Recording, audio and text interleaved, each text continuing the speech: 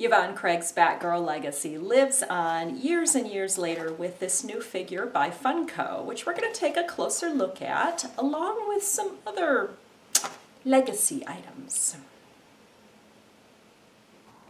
She is just a little gal, only a few inches high, but she's even got an accessory here. Some communication type gizmo I see, which we'll be able to see better when we get her out of the package. But this is Batgirl, as appearing on the classic TV series, live action TV series starring Adam West of the 1960s. And she's got her purple Batgirl outfit on. And as I mentioned, this is from Funko.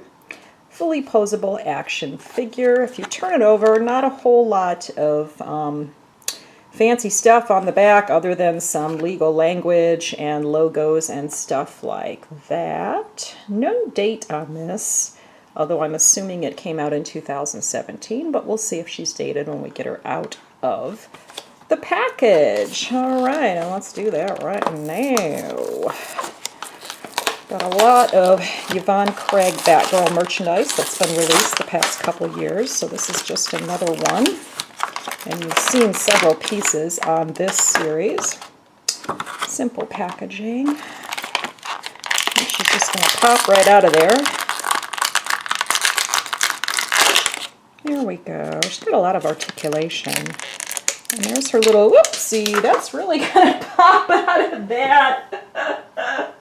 Am I going to have to pause? Nope, there it is. This is like live TV, you know. All right, let's take a little bit closer view of this guy. Walkie-talkie, right? It's got a little antenna. It's purple and gold to match her outfit. And here she is. She has got articulation at the knee. Enough detail to show that her boots are a slightly different shade, made of different material, as Yvonne Craig wore on the show. And she's got elbow articulation, and the gloves, again, different material, slightly different shade of purple or lavender. So that's a nice touch, in keeping with a lot of the other Yvonne Craig merchandise that's been released. Her head swivels, and then you can sit her down like that. And that's about the extent of the articulation on this very small figure. She's got pegs for a stand, or holes for pegs in a stand, and a little number on the bottom.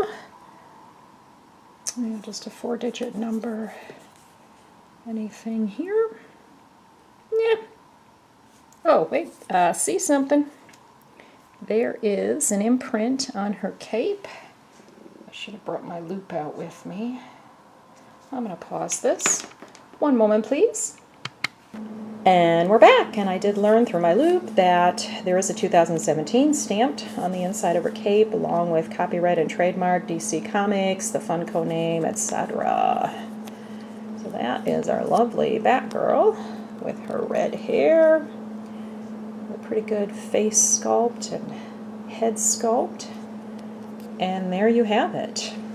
So let's talk for a moment about costuming of Batgirl over time, since her inception in the 1967 debut of this Batgirl. Did you think it was a little strange? And I'll have to admit, I didn't see these episodes until they were in reruns in the 1970s, but it struck me as strange that they went purple with her outfit.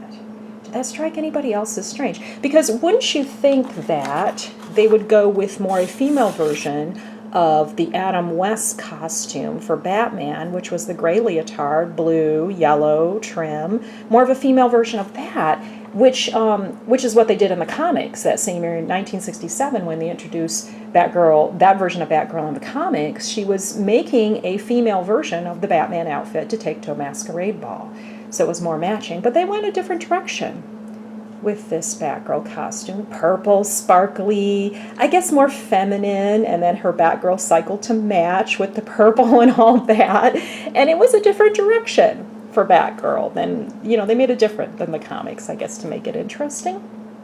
But, like I said, it was the gray leotard Batgirl from Batman Family and Detective Comics over the years that I came to associate as the most the most widely known Batgirl, I would argue, at least until recent years.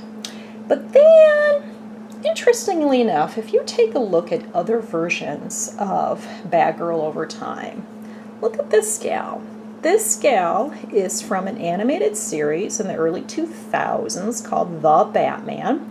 She is Barbara Gordon, but look at her outfit. Look at the outfit they chose for her. So different from the Barbara Gordon Batgirl of Batman the Animated Series that they had just done a few years earlier.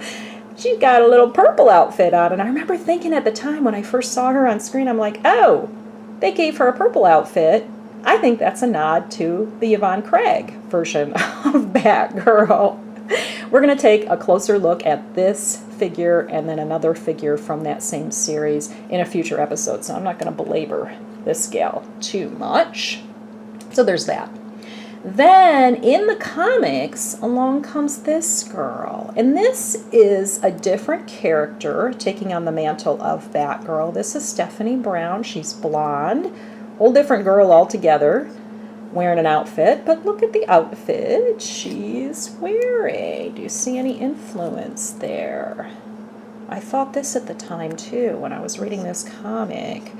This series by DC, and she, you know, is not from TV, but just the comics, and I did boycott her for a while because I'm a Batgirl, Barbara Gordon purist, but I came to like this character quite a lot. My friend Mike got me these comics, and I thought, oh, she's kind of cool. So that's Steph Brown taking on the mantle of Batgirl for a time in DC Comics.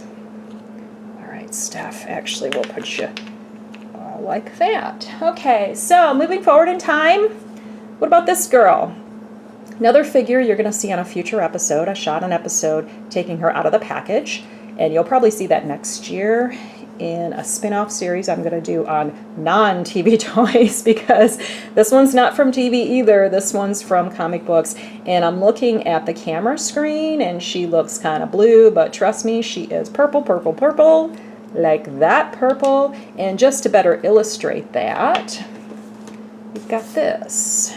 Interestingly enough, this is what DC Comics calls an adult coloring book, which really just means it's a coloring book for big kids.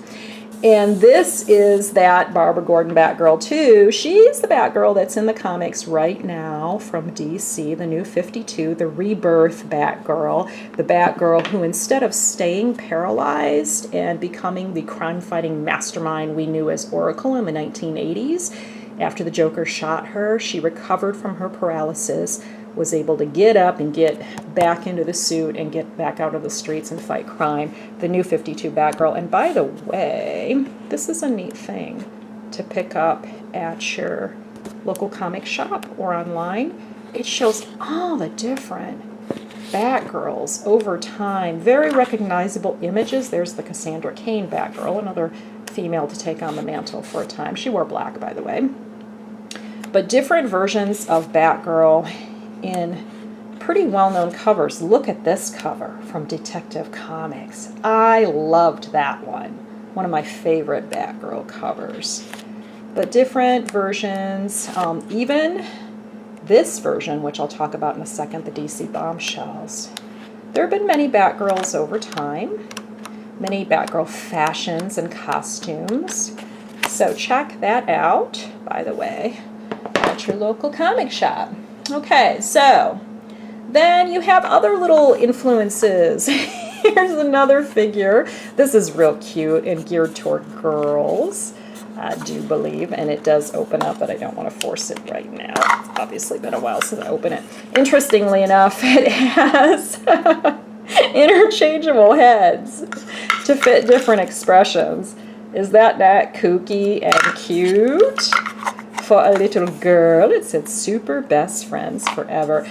But look at her outfit. Purple, purple, purple. Can't argue that in the camera screen or in reality. Lots of purple going on there. And then the DC Bombshells, as I mentioned, I don't have a figure for them.